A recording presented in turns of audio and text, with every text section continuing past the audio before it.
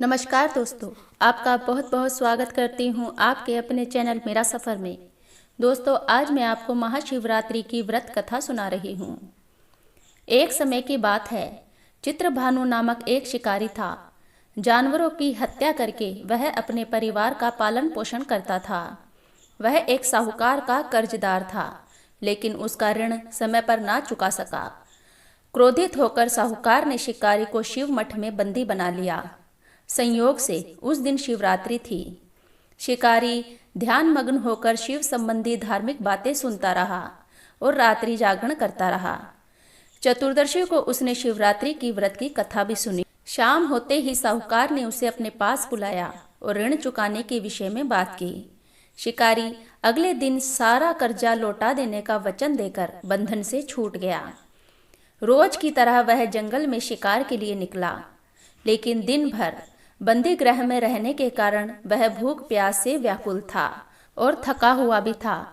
शिकार को ढूंढता हुआ वह बहुत दूर निकल गया। अंधेरा हो गया तो उसने विचार किया कि रात जंगल में ही बितानी पड़ेगी। वह वन में एक तालाब के किनारे एक बेलपत्र के पेड़ पर चढ़कर बैठ गया और रात बीतने का इंतजार करने लगा। बेलपत्र के नीचे शिवलिंग था, जो बेलपत्रों से ढका हुआ था। शिकारी को उसका पता नहीं चला। पड़ाव बनाते समय उसने जो टहनियाँ तोड़ी वे शिवलिंग पर गिरती चली गई। इस प्रकार दिन भर भूखे प्यासे शिकारी का व्रत भी हो गया और उसे पता भी नहीं चला। शिवलिंग पर बेलपत्र भी चढ़ गए।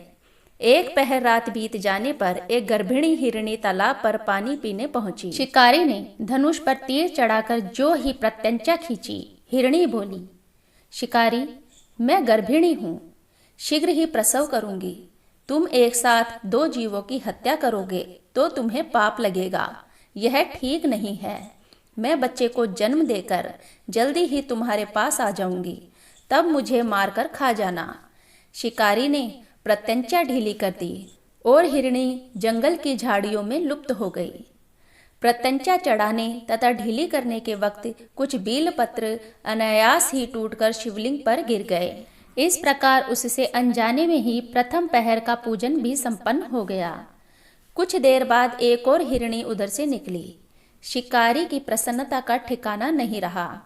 पास आने पर उसने धनुष पर बाण चढ़ाया। तब उसे देखकर हिरणी ने विनम्रता पूर्वक निवेदन किया, हे शिकारी, मैं थोड़ी देर पहले ही ऋतु से निवृत्त हुई हूँ। कामातुर विरहिणी हूँ, अपने प्रिय की खोज में भटक रही हूँ। मैं अपने पति से मिलकर शीघ्र ही तुम्हारे पास आ जाऊंगी, तब मुझे मार लेना। शिकारी ने उसे भी जाने दिया। 2 बार शिकार को खोकर उसका माथा ठनका। वह चिंता में पड़ गया। रात का आखिरी पहर बीत रहा था। इस बार भी धनुष से लगकर कुछ बेलपत्र शिवलिंग पर जा गिरे तथा दूसरे पहर की पूजा भी संपन्न हो गई। तभी एक और हिरणी अपने बच्चों के साथ उधर से निकली। शिकारी के लिए यह बहुत अच्छा अवसर था। उसने धनुष पर तीर चढ़ाने में देर नहीं लगाई। वह तीर को छोड़ने ही वाला था कि हिरणी बोली, हे शिकारी, मैं इन बच्चों को इनके पिता के हवाले करके लौट आऊंगी। इस समय मुझे मत मारो। शिकारी हंसा और बोला, सामने आए शिकार को कैसे छोड़ दूं? इतना मूर्ख मैं नहीं हूँ। इससे पहले मैं 2 बार अपना शिकार खो चुका हूँ। मेरे बच्चे भूख प्यास से व्याकुल हो रहे हैं। उत्तर में हिरणी ने फिर कहा, जैसे तुम्हें अपने बच्चों की ममता सता रही है, ठीक वैसे ही मुझे भी अपने बच्चों की ममता सता रही है। शिकारी, मेरा विश्वास करो, मैं इनको इनके पिता के पास छोड़कर जल्दी ही तुम्हारे पास आ जाऊंगी। मैं प्रतिज्ञा करती हूँ। हिरणी का दीन स्वर सुनकर शिकारी को उस पर दया आ गई। उसने उस हिरणी को भी जाने दिया। शिकार के अभाव में तथा भूख प्यास से व्याकुल शिकारी अनजाने में ही बेल वृक्ष पर बैठा बेलपत्र तोड़ तोड़ कर नीचे फेंकता जा रहा था। पौ फटने को हुई तो एक हृष्ट पुष्ट मृग उसी रास्ते पर आया। शिकारी ने सोचा कि अब तो इसका शिकार अवश्य ही करेगा। अब यह शिकार को जाने नहीं देगा। शिकारी की तनी प्रत्यंचा देखकर, हे शिकारी, यदि तुमने मुझसे पहले आने वाले 3 हिरनियों का तथा उनके छोटे छोटे बच्चों का शिकार कर लिया है तो मुझे भी मारने में देर मत करो। ताकि मुझे उनके वियोग में एक क्षण भी दुख ना सहना पड़े। मैं उन हिरणियों का पति हूँ।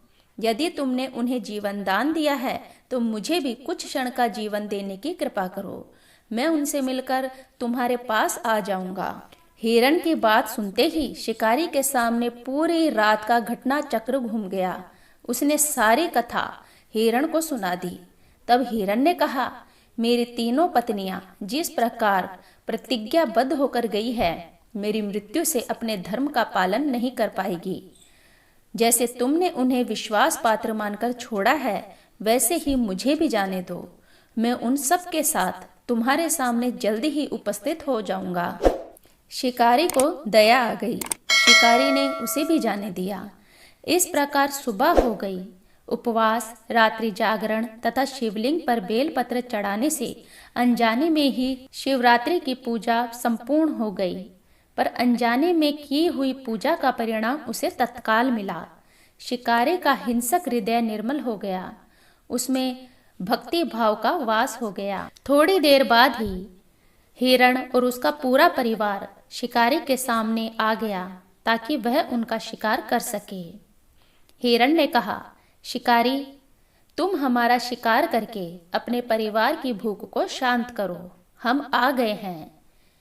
जंगली पशुओं की ऐसी सत्यता, सात्विकता और सामूहिक प्रेम भावना देखकर शिकारी को अपने ऊपर बड़ी ग्लानि हुई।